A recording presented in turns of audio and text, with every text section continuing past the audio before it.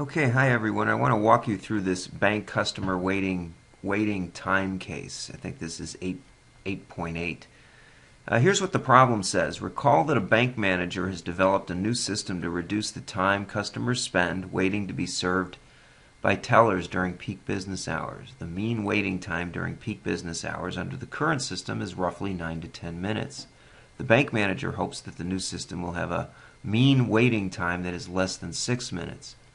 Now, the mean of the sample of 100 bank customer waiting time in table 108 is bar over x, that's the mean, right? The mean symbol, 5.46. So if we let this symbol here denote the mean of all the possible bank customers' waiting time using the new system and assume that this symbol here, that's the standard deviation, equals 2.47, can we calculate 95% and 99% confidence intervals for that symbol there? And yes, we can. Now, let me show you how we work this. All right, you've got to remember to use this formula here. Okay, now this was discussed in our textbook. We're going to take our mean of the sample, which is 5.46 given here, plus or minus 1.96 times the standard deviation, 2.47, divided by the square root of the sample size. Okay, and then that gives us answers of 4.976 if we're adding it and then or subtracting it, and then or 5.944 is what we add to it. Now, if you're concerned with where the 1.96 comes from, hopefully the rest of this makes sense. Let me slide this over and show you that. Okay, so hopefully, here, let me slide this over just a little more here.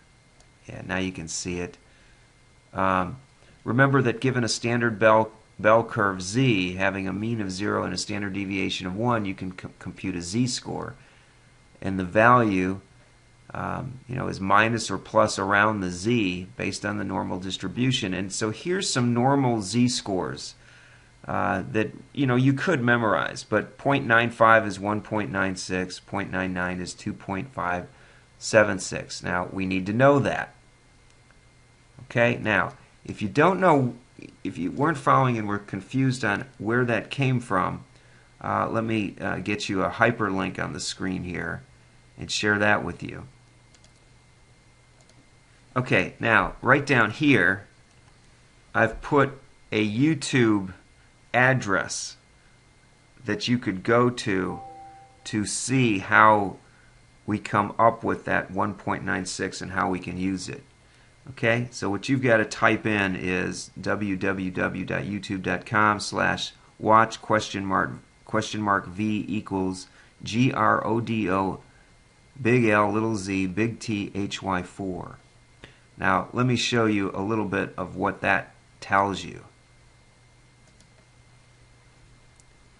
Okay, now I've gone over to YouTube where I've dropped in that link.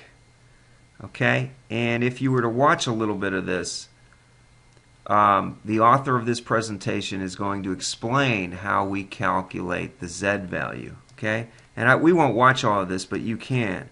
And he illustrates step by step, how we come up with 0.95 and calculate what's on the tails for a two-tailed test or a one-tailed test. Okay, and then he walks you through using a table and how you can find the appropriate amount. Okay, so here's the 1.96 example that we're using. So take advantage of that if you need that. Okay? And once again, here's that link right here. Okay? http://www.youtube.com/watch $V equals GRODOLZ capital THY4. Or you could search for Z values or look for the name of the title that I presented just a few seconds ago in this video. Okay, I hope that's helpful. Alright, so now we have the 95 and 99% confidence intervals calculated. We can tackle B, which says using the 95%, can the bank manager be 95% confident that his average will be less than 6 minutes. Okay, and here's what we do. Oh, by the way, on part 1, this was it for 95%. The second formula is for 99. So you just have to run the math, and I'm going to assume you can do that. And the answer to B is yes, you can be assured, because 95% is below the 6, right? 95% falls below 6. And then at C, he says, is 99%. Can he be 99% confident? And the answer is no, because the interval extends above 6. Okay?